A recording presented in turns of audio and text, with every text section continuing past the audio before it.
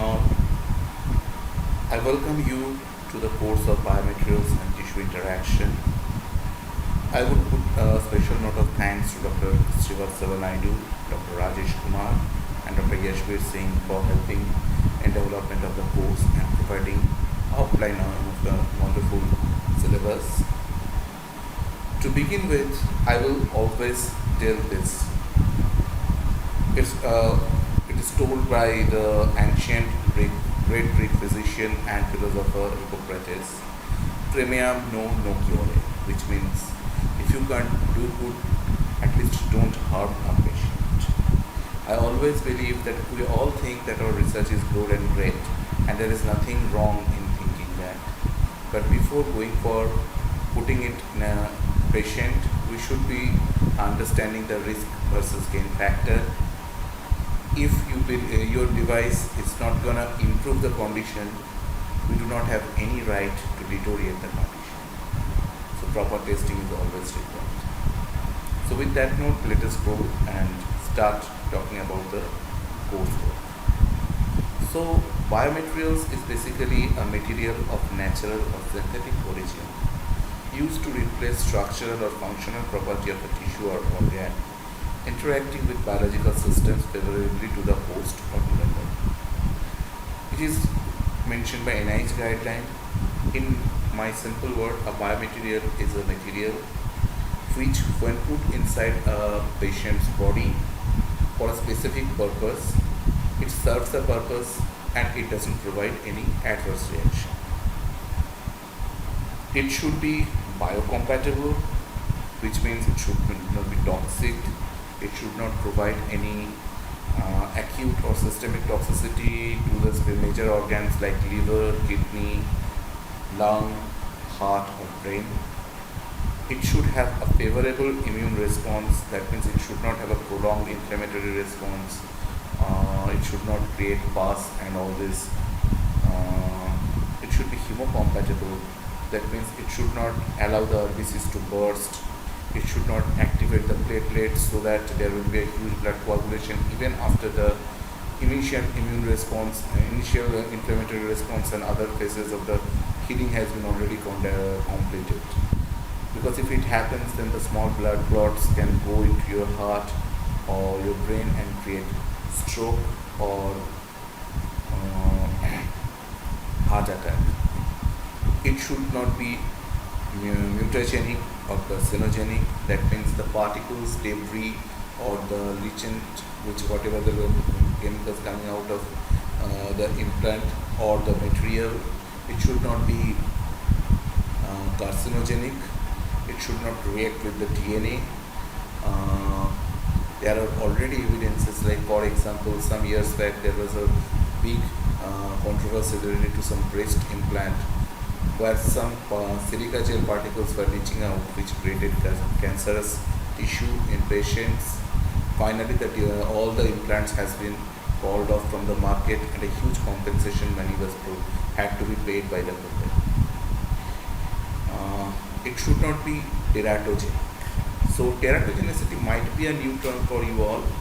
So teratogenicity means it should not provide an effect on a developing embryo or a fetus, or if the biomaterial is put on a pregnant woman, not only we should test that it is affecting the mother, but we also should see if it is having any effect on the kid or not. Some years back, similar kind of a problem happened when some implants were put on patients, which basically leached some form of polymers, which is somehow related to something like PTFE or Teflon kind of stuff. Unfortunately, that created deformities in the ribs. So we should be also taking care of that part. The material should be mechanically comparable to the native tissue property, and it should be either bioinert or bioactive or biodegradable or bioresorbable. Those properties I will discuss later on in detail. So whenever we are thinking of biomaterials, we should go by the history, fantasy and future. So our history suggests that back in ancient age, uh, the famous sage and medical practitioner Sushruta, who used to be called as the father of surgery, used to reconstruct nose and other body parts using natural materials. So I guess, I mean, Shruta Sangeeta is still there, but we do not have the knowledge to understand it. So that from that time onwards, biomaterials are part of our medicine. We have two photographs which are for two or three photographs for fun. One is the teacher from a teacher who used to teach in Hogwarts Harry Potter. So you can see he is wearing an artificial eye. We are seeing one more photograph of a pilot who is having a captain's hook on his hand. We have to understand that that material is also a biomaterial if it has to stay for a very long time on the captain's hand. We are seeing in the global corona era, somebody has developed a mask out of skeletons. Well, if a mask has to be worn for a very long period of time, then it also should be biocompatible. It should not itch, it should not create inflammation. And finally, we are going in the level of fantasy. So the photograph we are seeing is a cyborg, which is basically a hybrid of human and a robot. Now you have to understand that we are thinking it's a future, but instrumentation is developing day by day. So is regenerative medicine. So once they start come hand in hand, maybe 30, 40 years, who knows, cyborg will be an actual reality. So let us talk about biomaterials in terms of tissue interaction. So biomaterials were used to be in the initial generation of bio-inert materials. Say for example, a metallic screw or a metallic nail or something like say eye made up of stone. Those things, they go in the body, they stay there, they do not form an active bond with the tissue, a chemical bond or something like that. You have to fix it morphologically using mechanical methods like say a screw, a bone plate has to be screwed or put nails and hammered it to the bone so that it can stay in space. But we do not expect an active tissue bond formation with the metallic plate or something. So those kind of material we call bio-inert material like say PMMA ocular lens, ceramic dental root, silicone breast implant for that matter. Bioactive activity is basically the next generation where we expect a bond formation or a tissue material interaction formation so that the material can be fixed biologically. So when we put the implant, it does not slip from its place because there is tissue ingrowth which helps the material to stay in place. So bioactivity is a very important property in the next generation of implants. And still now the implants which are currently in the market, the major development from the first generation of implant to the second generation implant is this development of bioactivity. People have developed this bioactivity either by fabrication procedure, that is, they have developed microporous materials so that the tissue can grow inside, or nano or micro patterning so that the tissue can go and come surrounding it. It can form bond, something like that, or maybe bioactivity by chemistry, like say the bioactive molecules you can put like bioglass coating, collagen coating, calcium phosphate coating. We can think of functional materials where the materials are designed to perform not only active bonding but to restore the function of damaged tissue also artificially. It could be biochemically functional. We can craft biomolecules like peptide, RNA, DNA, so microRNA for example, so that those things can form an active bond. Not only that, it can perform the function also. Like say we are thinking of say pulsatile membrane or something, so we can make a graphene based membrane or a polymeric membrane made with iron oxide nanostructures embedded.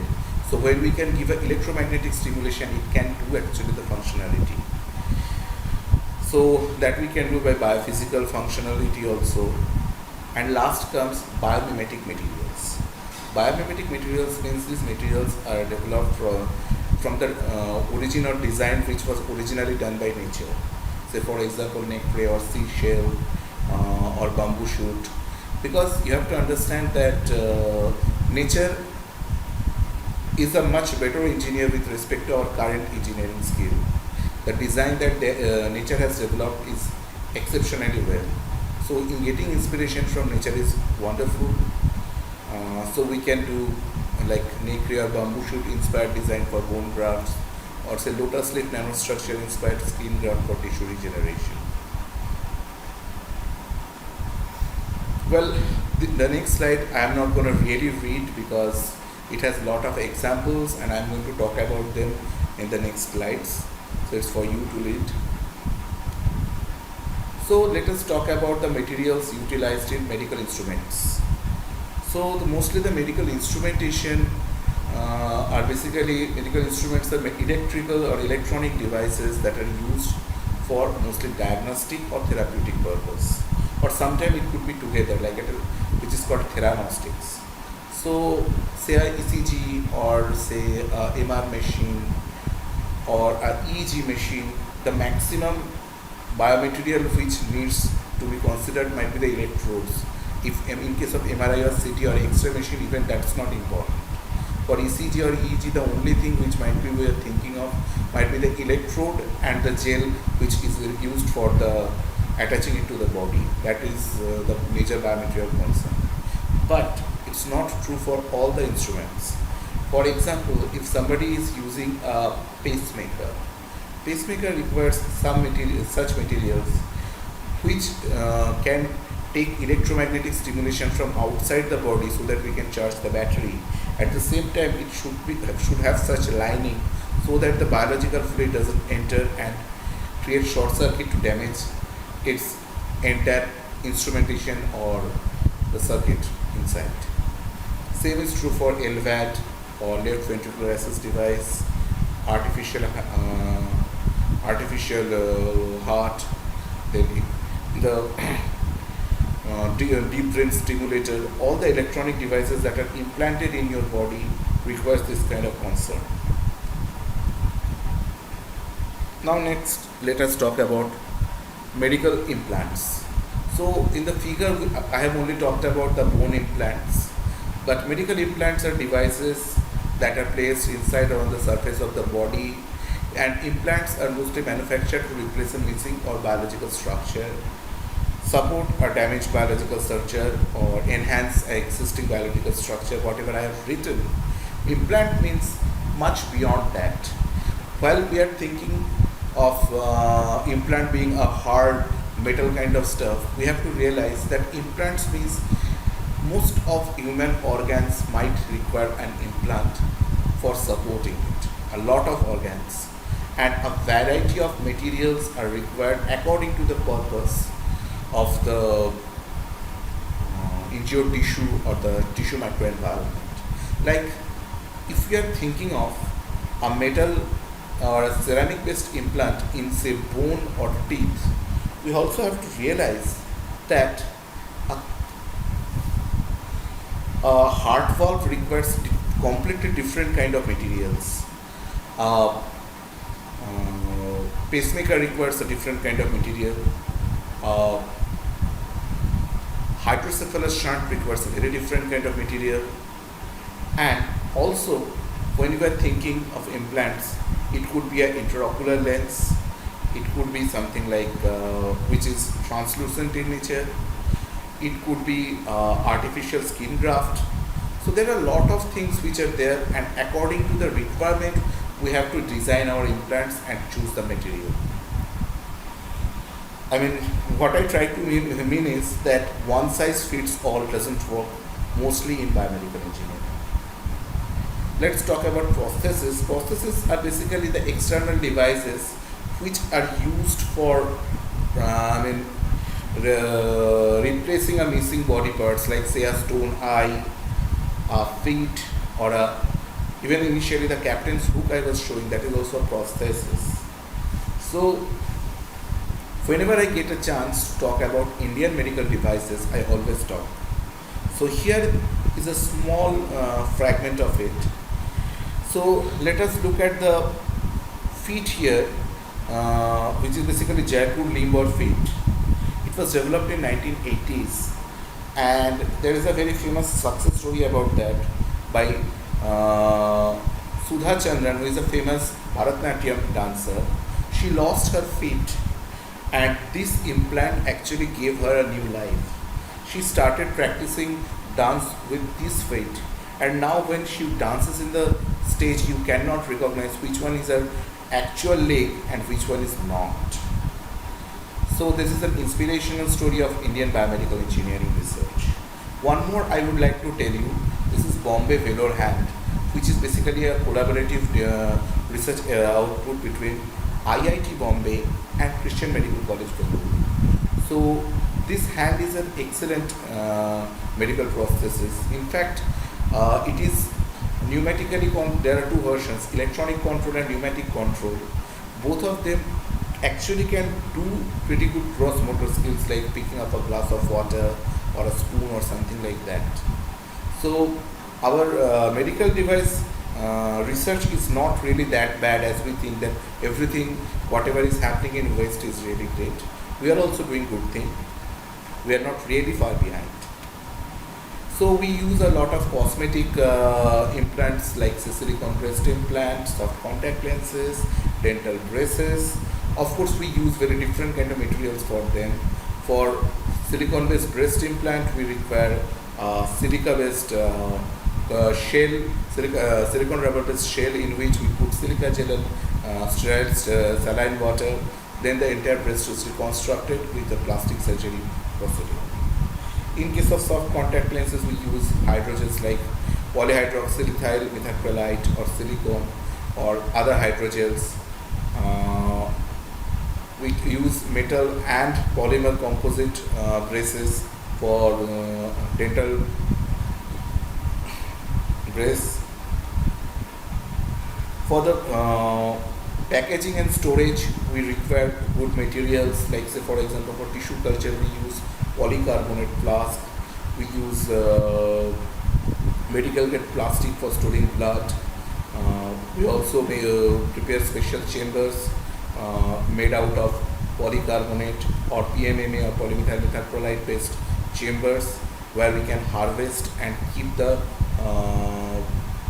organ whichever is taken from a cadaver or a donor at least alive for at least 3-4 days or so before we just implant it using some specific solution.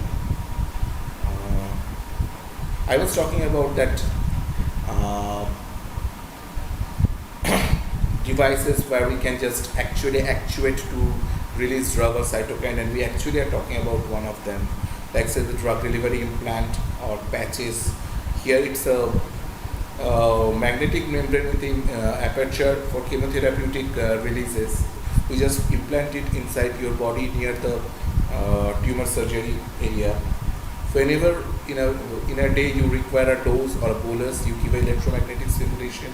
In normal condition, the aperture is so small that the drug molecules cannot come out. But whenever you are giving an electromagnetic field, what happens is the magnetic polymeric membrane basically deforms and the drugs come out of it. Similarly, there are similar kind of implanted insulin delivery system inside which can be implanted in the patient's body. Whenever the person takes a lot of carbohydrate or something, after that he or she can just signal it from outside, and then it will release insulin for longer period of time so that your blood sugar maintenance takes place. The next level of application of biomaterials is tissue engineering. In tissue engineering, what we try to do is actually replace implants or say even for the matter a major proportion of biomaterials by making a complete artificial organ which is natural in an in vitro system. So we take cells from the patient, we make a porous structure or scaffold in which we culture the cells so that it can secrete extracellular matrix and make it almost like a natural tissue, and then we replace it back to the patient. So we do this tissue regeneration portion in vitro and then replace it with to the patient. Already some of the tissue engineering products like tissue engineered ureter and stuff, which is not really very complex, like multiple cells or something is not yet there. Those kind of constructs already has been in the pipeline for application. Tissue engineered ureters, tissue engineered skin, those things are coming up.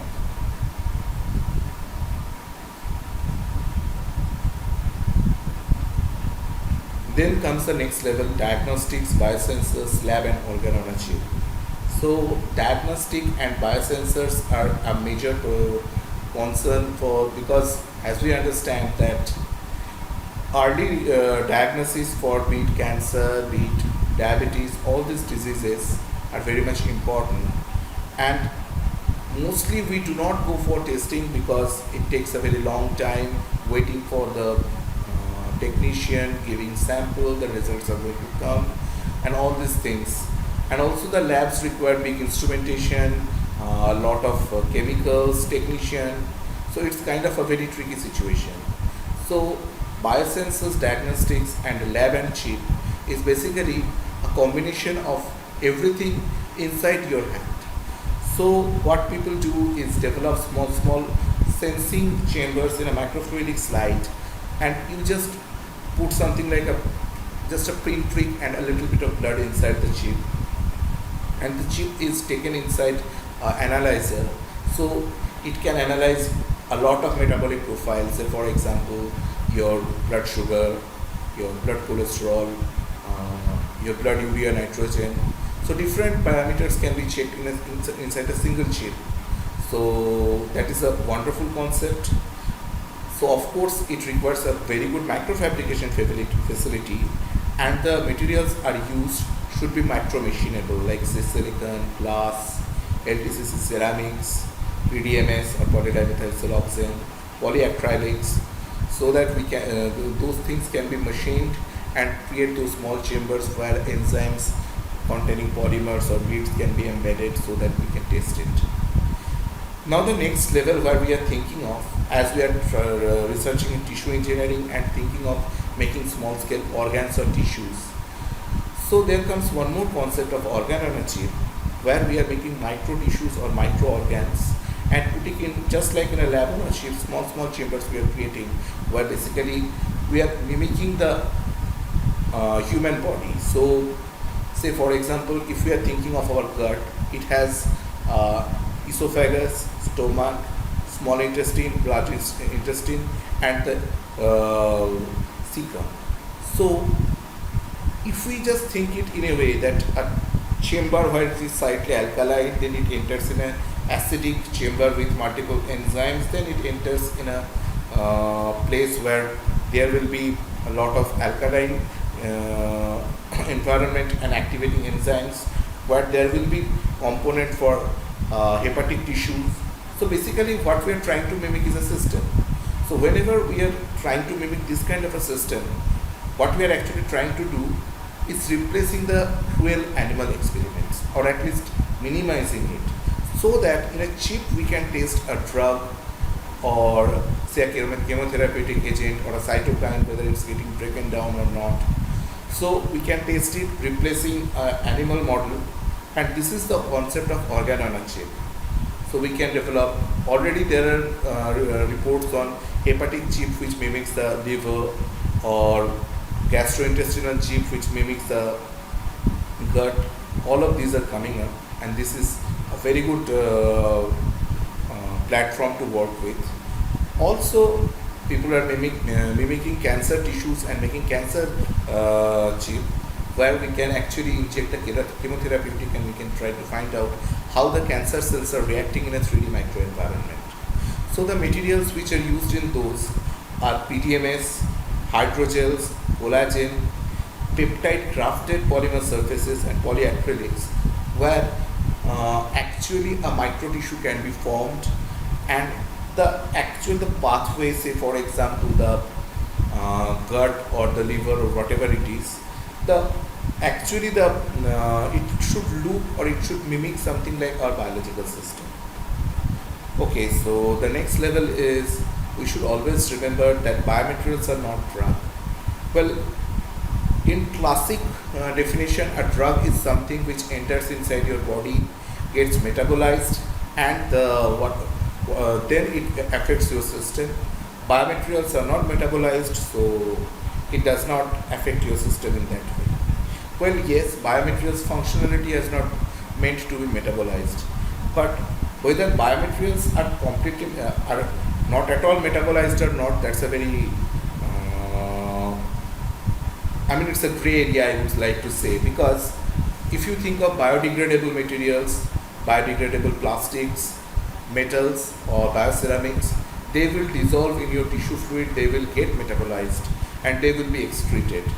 So, whether biomaterials are not taking part in metabolism or not, or say, for example, a drug-eluting stent, a drug, say, a nanoparticle system which has a biomaterial and a drug together, and we are putting it inside our body by, say, eating it or injecting it.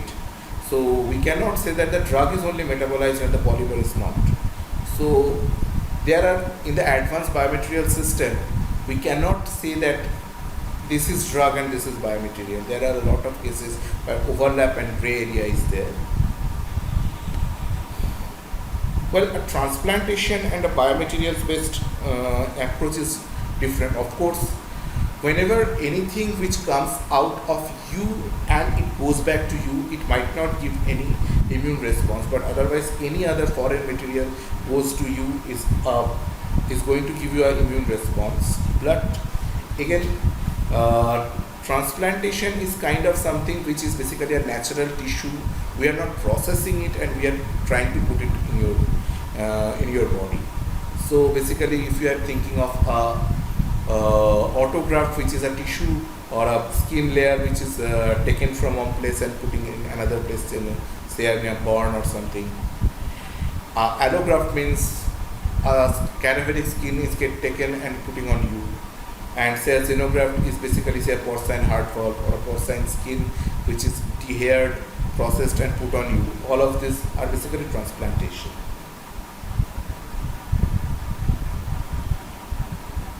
As in the beginning I told, again I will say that always remember safety and effectiveness. So what does that mean is that if a patient's condition is bad, is your device going to improve it, and what is the risk factor if we implant and it fails? If it fails and the patient remains in the same condition, then we can think of it. But if it fails and it creates a more complication than the original complication the patient already had, then it's a safety issue, and it is highly recommended that you should not use such implants. Effectiveness is something which is again a very important term. Say you have a device or an implant or a material. There is a gold standard material already available. You believe that your material is much more effective than that. Are you going to take the risk and say that yes, it is more effective, or you are going with the gold standard? So most of the cases this call comes from the clinician and not from the researcher, frankly. So different classes of medical devices, basically different classes of medical devices means it is basically a US FDA based classification. The devices which are subjected to general controls and examples like say crutches, elastic bandages, weight bands, small needles, say which are for short-term purpose like giving injection, or say for taking blood. Even the devices like say soft contact lenses, which doesn't go really inside the body but remains in the surface, and also say cosmetic devices which doesn't go inside your body. Say for example, some metallic ornament also can be considered as a class 1 device because it's not going inside your body, and again it can create immune responses, so it should be safe. So all of this comes at the class 1. Class 2 means it's more complex devices which stays at least, I mean, if you really ask me, my definition of class 1, class 2, class 3 comes in two ways. Whether it is really coming to the blood and other biological tissues. Second, how long they are coming in contact. So class 2 means it is definitely coming in contact with blood or other biological tissues, and moreover, it is staying days or hours in contact with human tissues or blood or something. Like say for example surgical tools, blood bag, suture, catheters, tubing of heart lung machines. All of this, they are not very really complex things, or they are not going to stay for days and years or months inside your body. But at the same time, they spend pretty long time. It's not a transient use. Therefore, it is more complicated and the safety measures should be taken more. Class 3 is more complex devices, like for example heart valve, say stent, breast implant. All of these are basically class 3 devices. It comprises only 10% of the original medical devices used, but it is stringently controlled. Safety evaluation is done very much strictly. There are some devices like exempt devices, which basically is a pre-amendment device which is marketed before 1976. Again, all this concerns is US FDA. Indian drug medical devices and drug system is a bit different. ICMR has very different kind of regulations.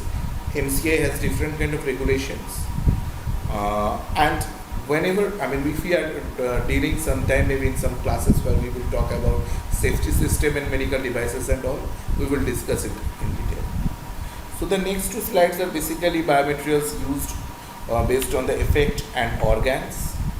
So that it's up to you, and you should study that in accordingly which organ or what kind of devices are used. Let's come to a very important part, which is the course evaluation process, which is as per the current procedure and the corona situation. As I understand that a lot of things are going to change, but for current situation what I would like to do is that I will give 50% weightage to the end semester exam. In the mid semester I will give 20% weightage.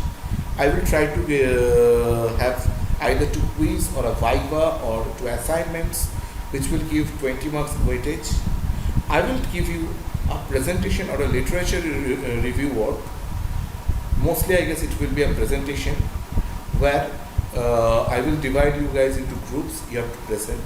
For that, in my first mail actually I have asked you all to discuss among yourself and find any day from, I mean Monday and Tuesday I have classes. After that, any day, even in the Monday or Tuesday after classes, whenever you feel free, or in Wednesday, Thursday, Friday, whenever you, all of you are free, do not have class, we can have 1 hour of schedule where we can do this presentation or literature review.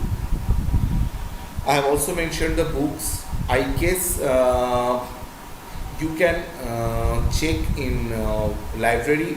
I guess these books are available. Just check whether they have the soft copies or not. I hope you enjoy this course. I am a new faculty, you all are new students, so let us learn together. I am also teaching for the first time to a group of students. Not long back, maybe 2-3 years back, I was a student, now I am a faculty. So still I am learning, and I hope you will be open to give me feedback like, sir, I am not understanding this, or be slow so that we can understand, or something like that. Whatever you think would rectify my teaching process. If you think there should be something more in the teaching process, something more in the teaching material, if you want some specific aspect to be covered, tell me in advance so that I can prepare. So that's all. Thank you all for listening to this lecture. Thank you.